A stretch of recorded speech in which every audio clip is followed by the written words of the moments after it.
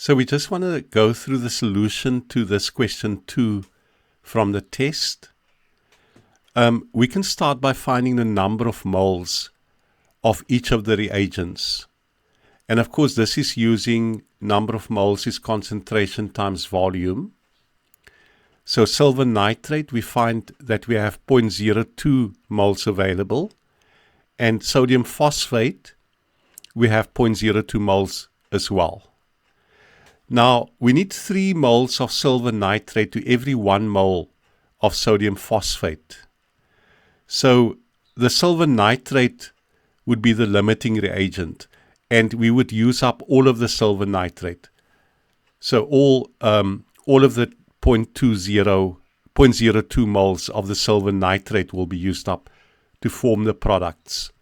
We obviously still will have left some sodium phosphate, which is unreacted, but that also results in sodium ions and phosphate ions being formed in the solution.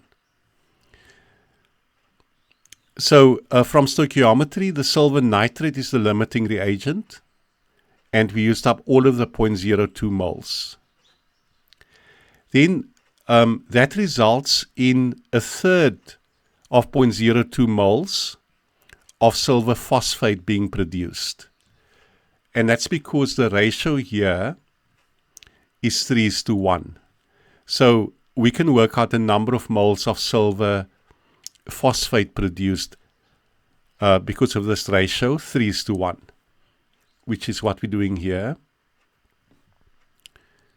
So we have the number of silver phosphate produced.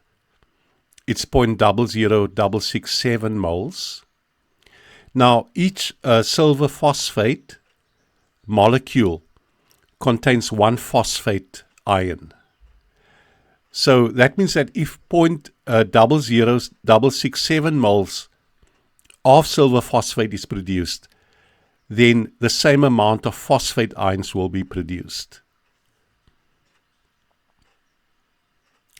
Then we can also find the number of moles of sodium nitrate that's produced.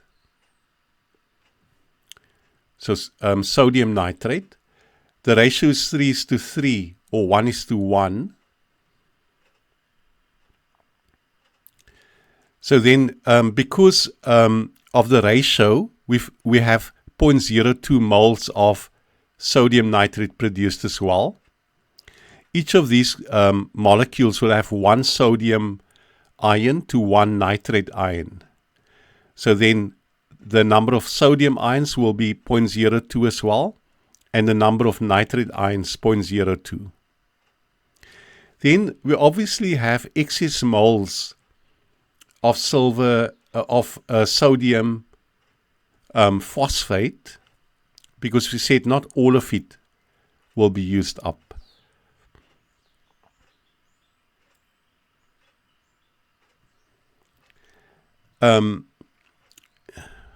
So the excess moles of the sodium phosphate, remember we said the silver phosphate produced was 0.00667, and the excess sodium phosphate would be 0.02 less what's used up of the sodium phosphate, which is 0.0133. Remember we said that the silver phosphate produced is a third of 0.02 moles, which is 0.00667. If you subtract this from 0.02, we get 0.0133 moles. This is what remains. And once again, you can see that the number of sodium ions, or rather the number of phosphate ions per sodium phosphate molecule is 1.